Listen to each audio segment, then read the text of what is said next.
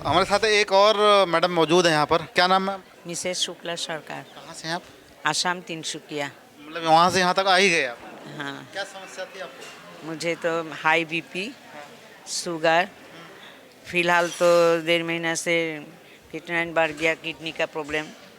वहाँ का डॉक्टर ने बोला आपका 40% किडनी डैमेज हो गया, 60 ठीक है।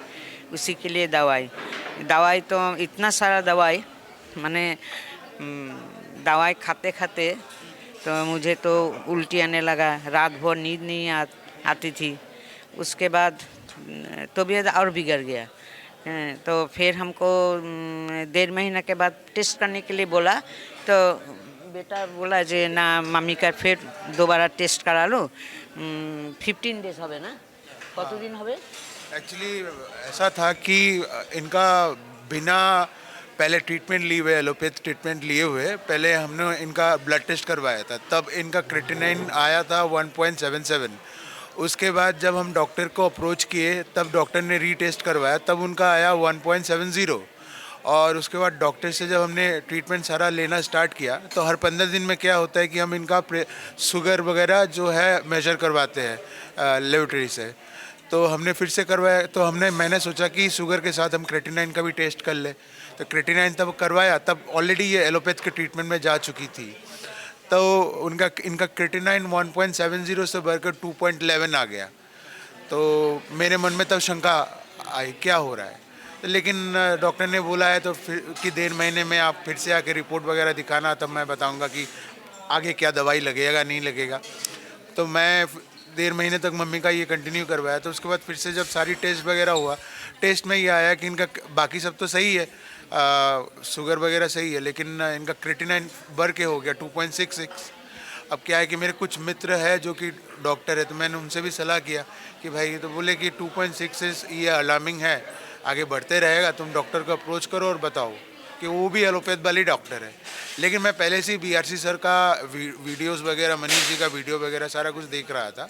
और ऐसा है कि उनका जैसे बीआरसी सर का नीम का जो नीम करेला नहीं, नीम का जो डस्ट खाने वाला जो है, वो घर पे हम सारे फॉलो कर ही रहे थे। तो उसके बाद मैंने मन ही मन ठान लिया कि नहीं, अब बहुत हो चुका, अब आयुर्वेद में ही जाना है।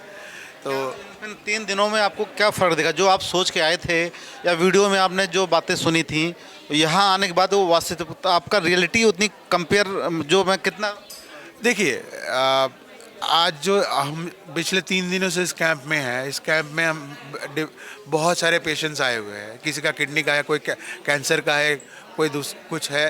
तो यहाँ आने के बाद एक चीज़ तो लगा कि हाँ, डेफिनेटली सक्सेस रेट तो है, वो तो मुझे पहले से ही पता था।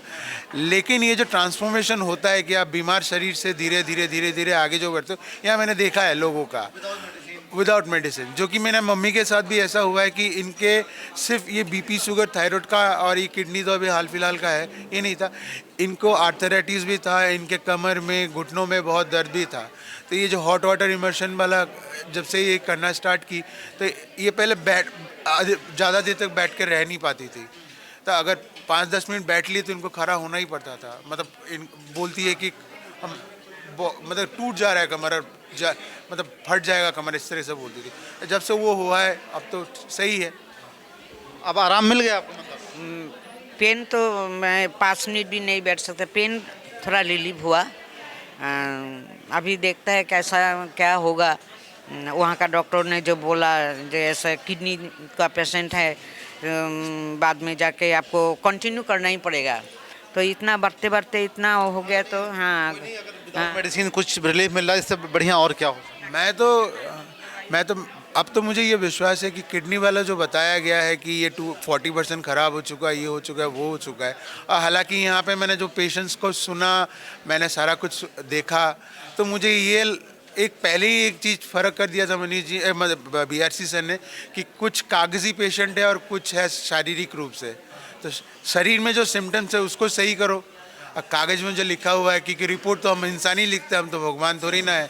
आपको मन में है, आपने 0.5 लिखा, मुझे लगा मैंने 0.6 लिखा। आपके साथ मेरा मत भी, मतलब जो व्यूज़ है वो चेंज हो ही सकता है। आप कुछ और सोचेंगे, मैं कुछ और सोचूंगा, तो बात वही है। चलिए, कम से कम आपका पॉजिटिव सोच है और आगे चलकर आप स्वस्थ होंगे, बहुत जल्दी स्वस्थ होंगे। Thank you. This episode is sponsored by RV शुद्ध प्योर फूड एंड मसाले प्रोडक्ट्स। हर चीज हो शुद्ध और प्योर, इसलिए चुने RV शुद्ध प्योर फूड एंड मसाले प्रोडक्ट्स। अब हर घर में शुद्ध प्योर स्वाद। RV शुद्ध प्योर, टेस्ट ऑफ प्योरिटी।